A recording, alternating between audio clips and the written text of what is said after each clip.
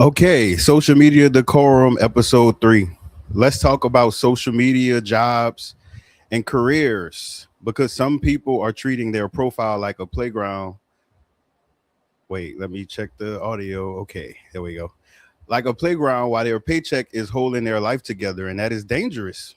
Social media's development reminds me of cell phones. At one point, cell phones were not for everyone. They were for business people, wealthy people, connected people, and the occasional teenager who had adults saying, "You're always on that phone."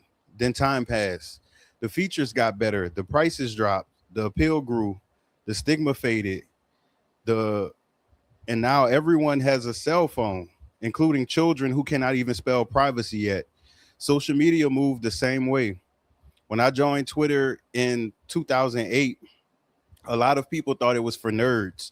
They did not understand the layout, the language, the culture, or the point. Before that, I had a YouTube channel from 2006 to 2010 that reached a million subscribers before I deleted it because I had outgrown the nature of the content. So when I talk about social media, I am not speaking as someone who discovered the internet yesterday. I have watched the internet evolve from a side street into a global highway. And in the early years, social media felt different. Between 2006 and 2012, a lot of businesses were trying to get noticed online. They wanted followers, they wanted shares, they wanted employees to promote them, they wanted customers to check in, post, tag, comment, and help build visibility. Social media looked like opportunity. But then came the other side. Around 2015, I started seeing the rise of social media related firings. And a lot of it was Facebook. People allowed coworkers to become Facebook friends, but they never changed the way they posted.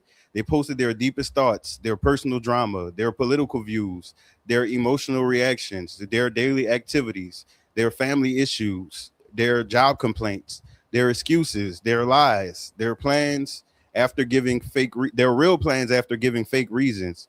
Before social media, a coworker would have to run into you in public, hear something through the grapevine, share a private space with you, or be told something by someone else to know your business. Now you hand it to them. You call in sick, then post yourself outside. You use leave for one reason, then upload evidence that makes the reason look impossible. You say you cannot work, then post something that makes people ask questions.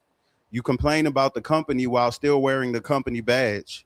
You vent about customers, clients, coworkers, patients, students, supervisors, or workplace drama like HR does not have Wi Fi. And then people act shocked when consequences come up. But here is the truth: workplace consequences existed before social media. There were always disclosure agreements, there were always confidentiality rules, there were always repercussions for misusing a company's name, likeness, uniform, property, image, or reputation. There were always consequences when a uniformed employee misbehaved in public and the company found out. There were always company events where someone drank their way to the bottom of the bottle and the bottom of their employment. So this is not new. Social media just made evidence easier to collect. And that is where people underestimate the risk because some adults believe work is the place to get comfortable. They think work is where they find love, friendship, a second family, emotional safety, and someone to tell everything to. Now, you can meet good people at work. Yes. Can you build friendships at work? Yes. Can work connections become meaningful? Yes. But wisdom asks a better question: what happens if that relationship changes? Because the microwave work bestie can become the workplace witness. The work crush can become the competition. The person you overshare with can become the person who knows exactly where to aim when things go left. The skeletons go from being in the closet to cosplaying as floor decor. Word to area rugs. And somehow, even after years of examples, people still blur the line between coworker access and personal access. They assume my coworkers really rock with me. Maybe they do, but maybe they rock with the version of you that is useful, agreeable, entertaining, vulnerable, or easy to read.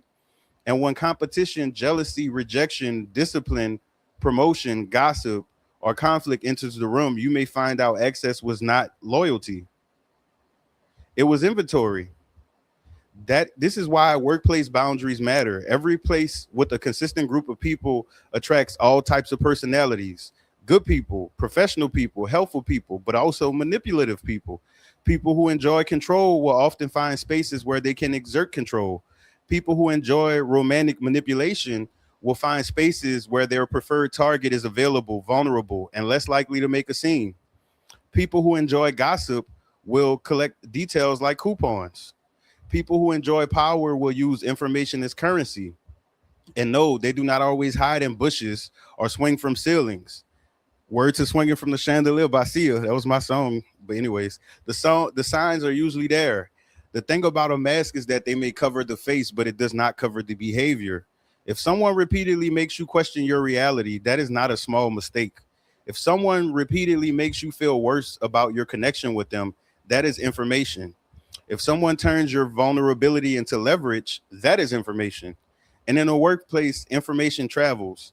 So before you mix your job, your coworkers, your social media, you need to think, how important is this job to you? What bills does it pay? Does it cover your rent, mortgage, car note, groceries, insurance, medications, child needs? Does it provide medical benefits? Is it connected to your career path? Does the schedule work with your life? Is the job easily replaceable? Does your job involve customers, clients, patients, students, public trust, safety, finances, government work, confidential information, company property, or community reputation? Does your reputation at work matter? And what is your current image at work? Why did you sign up for social media in the first place? Well, because once you answer those questions, bring it on down to the social media round. Why did you sign up for social media in the first place? Was it to keep up? Was it boredom? Was it attention? Was it loneliness? Was it networking? Was it business? Was it validation? Was it habit? And let me be clear, this is not a shame channel. This is awareness. That's why there's questions. Because if this was a shame channel, there would be no questions. There wouldn't be questions that I pose for you to ask yourself because you know your life better than I do. There would be more monolithic statements of me grouping every single person on social media as one big brain and all of you go dummy for using social media, blah, blah, blah, blah, blah. Like the musty ass channels that get millions of views through shared pain of people and embarrassing people and making people feel dumb. That's not this channel. Wrong channel, baby. If you joined social media because everyone else was doing it, say that. If you kept posting because attention felt good, say that. If you overshared because you were lonely, say that. If you argued online because you wanted to feel powerful, say that. If you use your profile like a diary because no one taught you better, say that. You cannot grow from what you refuse to name. If your arm needs stitches but you hide it under duct tape, the medical professional cannot start the healing process. The same thing applies to habits, motives, and patterns. I understand who you were, but you need to understand who you are so you can work towards who you plan to become. Now ask yourself, do you have one profile on each platform? Are your profiles public? Do you use your real name? Do you post your job? Do you post your uniform? Do you post from work? Do you complain about work? Do you record coworkers? Do you follow polarizing pages? Are you in comment section on news outlets, political pages, celebrity pages, activist pages, or rage bait accounts? If someone looked at your profile, what would they learn about your judgment? Would they see emotional regulation? Would they see maturity? Would they see professionalism? Would they see discernment? Or would they see someone who lets every headline, trend, conflict, and comment section pull them out of character? Because employers are not just hiring your skills, they are evaluating risk. Will this person embarrass the company? Will this person expose private information? Will this person create conflict? Will this person threaten workplace safety? Will this person harass others online? Will this person attack customers? Will this person record things they should not record? Will this person bring drama to the brand? And I know the first reaction is that feels like being monitored. But let's be honest. If a random person in the comment section can image search someone from a viral video, what kind of tools do you think large companies, recruiters, investigators, and background screening services may have access to? This is not 2008. The internet is searchable. Faces are searchable. Posts are searchable. Screenshots are searchable. Old comments can resurface. Your digital life can be connected faster than you think. So the solution is not panic. The solution is separation. Separate your personal life from your professional life. Separate your public brand from your private emotions. Separate your coworkers from your close friends. Separate your career from your comment section personality. Separate your paycheck from your need to be seen. If social media isn't paying more than your job, do not let it cost your job. If you are not monetized, not building a business, not building a public brand, not using social media strategically, then baby, you need to go ghost. And even if you are monetized, you still need boundaries because content creation and corporate employment can clash.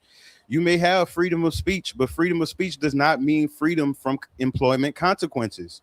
You may have opinions, but your employer may have policies. You may be off the clock, but your profile may still affect your credibility.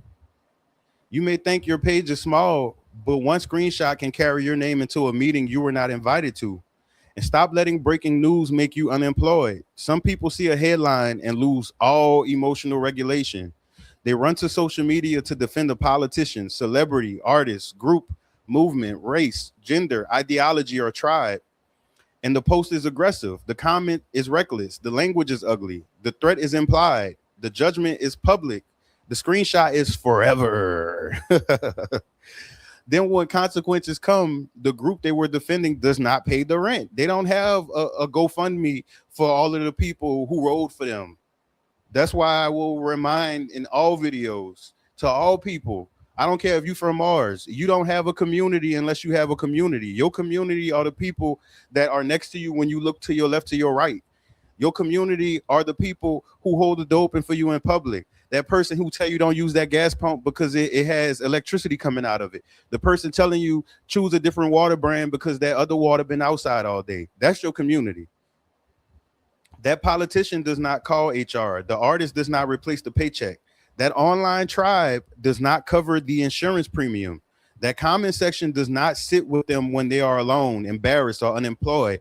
And the reason I'm saying this is due to the fact that it may not even be you as the viewer that is arrested, that has arrested development, but some people y'all follow have arrested development, which means a lot of the ideologies, the mindsets, the habits, the different things that they're encouraging are immature as hell. They're not realistic at all. Like, I get that we have feelings about every single thing on the planet, but at the end of the day, your livelihood does not need to be taken away from you because you decided to share that publicly. Some things you need to set with. We are all grown. We are all adults. No matter how you feel about stuff, if you work at a job, your client base is all over. Unless you work at a job that specifically have clients from a certain background, a certain nationality and something, then yeah, you the exception. But the average person, if you go work at the mall, you're going to see all colors, all political things. They have people up here on the internet losing their job because somebody wearing a MAGA hat to Smoothie King. Please stop being so stupid. Like, the shit really pisses me off because the political shit fake anyway. And I mean, obviously, it's very obvious. It's not real. Like, the regular people who fighting, the shit ain't real. Y'all see these people eating dinner any given time. Like, they playing on y'all head top. It's been about money anyway, class anyway, but that's not what this video about. You need to, as a person, stop letting people buck your head up to get in mess that don't have nothing to do with you. Even if it might have something to do with you, stop running your mouth on the internet. Because people go too far. Y'all let people get y'all out y'all body, and then y'all end up committing terroristic threats, which is a felony, and wonder why the police come showing up at your door. You putting your people in danger because you may be commenting under one thing, but you don't realize that your whole family is on your page, so people know what your family looks like. There's some very sick psychopathic people in this world, and they're now online. You don't know who half these content creators are in real life. Some of these people are obvious psyops, but I'm not getting into that. CIA about to knock me off, baby. Do you? But at the end of the day, when people have you doing things that's reckless, you need to question them. Like, you need to question your relationship with them. Because me as a content creator, for like positive stuff, and I mean, it don't come off positive, but positive results, I'm not going to encourage y'all to do anything that's going to put your life in danger, your livelihood in danger, your family in danger. I don't care what I feel about anything. I could be a stan, which I'm not. And the opposite artist could have a concert. I'm not going to say y'all need to go to that concert and when the tour bus leave and throw some eggs at them. Y'all need to be very careful, because the fact that you're on the internet a lot, that means you're more susceptible to things on the internet. And if your emotions are mainly down your timeline, that means that you're more likely to do something from emotions on your timeline.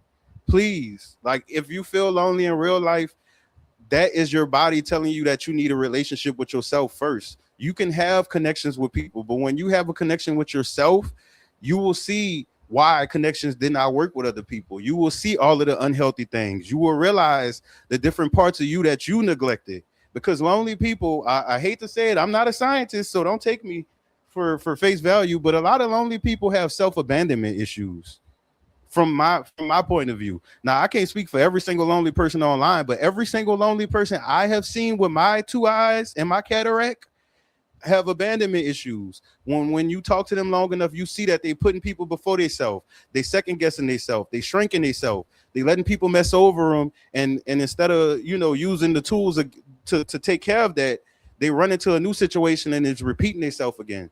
And the internet is monopolizing that because they taking y'all loneliness and turning y'all into soldiers. And it's all types of categories they doing it with. They got y'all turning against the gender you supposed to be attracted to. They got men hating women online. They got women hating men online. They have people worried about sexualities that they don't even participate in, which obviously is a sign of being down low, but that's a whole different video. They have people turning on their kids. They have people encouraging people putting their children out. Like, it's all types of weird stuff. All of these things these people have y'all doing will affect y'all. It does not affect them unless they go to jail, which a lot of them will. And remember this video. But no, like, stop letting people destroy your life. Y'all built this life before the internet. For some of y'all was born on the internet, but you built this life before the internet. And whenever you put your phone or whatever device you're on the internet with down, you still have to live with that life. Those people do not have numbers that you can call. At least I give y'all 211 and findhelp.org that help with a lot of stuff, with legal, medical, job search, stuff that helps a person live through life and give you suggestions to different things. But this not a comparison from me to them, because really there's no comparison from me to nobody. People tried that before. Never, you can't compete where you don't compare. But no, like, please stop it. For real, for real. I understand that jobs can be frustrated, but there are better ways to navigate that. Stop shooting yourself in the foot to show people that you have a gun. Like, please. The applause of the internet is not worth the collapse of your stability. And let's talk about cell phones at work. Cell phone addiction has made workplace risk worse. People record on the clock. They film coworkers without consent. They post customers. They live stream at work. They expose company property. They complain in real time. They document conflicts that should have gone through proper channels. They use their job as content, and sometimes they're not even the person posting. Someone else records them. Someone else uploads them. Someone else turns their bad moment into public entertainment. That is why behavior at work matters even when your phone is not out, because everyone has a camera. So here are safer alternatives. Keep your personal profile private. Do not add coworkers don't add coworkers at all. I don't care who they are. Don't add them at all. Make a burner account for coworkers. I did that. Younger me in my 20s did that. I don't know what made me think of that, but something. Oh, I know what it was. My musty ass auntie was going through my friends list and being messy. So I made a whole new Facebook page just for musty ass family members when I actually gave a fuck about them and coworkers. And that page was full of cookie cutter ass posts. I used to post Bible scriptures and say, you guys, the wind is blowing, but God is blowing the wind in your life. Like, I used to post stuff like that for them dumb hoes. And my actual real Trill page didn't even have my real name on there. It had a whole moniker. And I made sure to use a different state as my hometown. I made myself unsearchable. Like, I made it to where you damn near could not find that page. And I also proactively blocked every single person. I would alert them to the original page, to the fake page, which is really a real page, but it was the fake profile, a burner profile, and then I would block them from the profile that actually was the one. Proactively. Do not accept managers on personal pages. Do not post from work. Do not record coworkers. Do not discuss customers, patients, clients, students, or internal matters online. Do not wear your uniform in reckless content. Do not vent about your job publicly. Do not post while using sick leave, FMLA, bereavement, vacation disputes, or any work-related absence in a way that contradicts what you told your employer. And bonus, if you file insurance claims for events, for cruises, for anything, Dear God, do not post. Oh my, I don't even know why I have to say this, but it's real. People legit have filed claims for concerts and filed claims. Like this couple filed claims for a carnival cruise. They were white, by the way, just in case people want to throw color out there. And they posted the full cruise on their Facebook, and the insurance company found out, and they were indicted for insurance fraud. Yes, please stop, because this is like, even the suggestion I made about the burner page, that's obsolete now because they have image reverse search. So baby, you just in danger at this point. Honestly, you better be one of them people with them cartoon things as your profile or something else. I don't know, but either way, honestly, just stop putting stuff on the internet. Like, the internet don't need to know you like that. Enjoy the people who put their business on there. Just be an observer. Stop being a participant. You don't have to participate in everything. Do not let a temporary mood create permanent documentation. Use professional pages for professional goals. Use LinkedIn like a resume, not a diary. Use close friends features carefully. Do not use it at all. Like, and this is bias. I'm biased on this one, so this is at your own choice to proceed. But my bias comes from the fact that when I was on Instagram, baby, the amount of close friend stuff. Matter of fact, a famous one, that gospel singer Wall Boy. I was Instagram followers with his secret lover James, and baby, they put them doing something in their close friends, and it wasn't in close friends. 5 minutes later, it was all over the timeline. So if you're down low, you better come out. Review your old posts, search your own name, search your images, clean up your public comments, unfollow pages that keep pulling you into reckless arguments. And if you're going to follow those pages, because sometimes you get a rush from it because they emotionally charged, they're doing their job. They're supposed to pull from the emotional aspect of you. Making a page with a different email. Like, at this point, you just need about 3-4 emails, to be honest, if you don't already have it. Because I know for the people who used to get the little free Raising Cane's coupons, they would make multiple emails because every time you sign up, you get a free meal within 72 hours. So just like, have you a professional profile and the email address be professional, because they judge email addresses too when you applying for jobs. If you have too wild of an email address, baby, you will not get a call back. That's why I have one with my name, and that is the professional one for everything. And then I have one that's the same as this YouTube channel, but that one, I've had that since I was a child. Dear God. And that is for content sometimes, but not really. And then I have a bunch of other ones that's for other stuff that's not related to that. Or sometimes if I want to be a secret agent, I use it, but it just depends. And before posting anything connected to work, ask, could this violate policy? Could this expose private information? Could this damage trust? Could this create a safety issue? Could this make me look unprofessional? Could this affect the promotion? Could this affect the license? Could this affect the background check? Could this affect my ability to feed myself? But if it does, 211 is there for you, baby. They'll give you some of the meals. They'll find you some of the places until then. But still, watch your back. Because employment is not just a job. It is housing, food, transportation, medical care, stability. It is options. It is the foundation that helps you build the next version of your life. Do not sacrifice stability for a post. Do not turn your paycheck into a screenshot. Do not let social media become the reason your career has to recover from your personality. The internet is not your break room. Your coworkers are not automatically your friends. They're just coworkers. Even if you have a friendly relationship with coworkers, the best way to ease your heart, whether it's little or big, or you don't have a heart like some people think they don't, even though they be loving like a Dalmatian, but just call people what they are. If you go to the club with somebody, that is your club buddy. If that is y'all only connection, that is your club buddy. If work is the only connection, even if y'all eat lunch, sometimes hang out on the weekend, that's still your coworker. Because take it from me, some coworkers are so good at their job that you will think y'all friends, and then when one of y'all leave a job, the relationship die like a cheap fish from Walmart. Them fish that you get in, your child be happy for 3 days, and then day 4 your child screaming and the fish turned over, and you like, what happened? That's how that goes. And it sounds cynical because people want to believe everything is like better than what it is. Things are good, but things are also bad as well.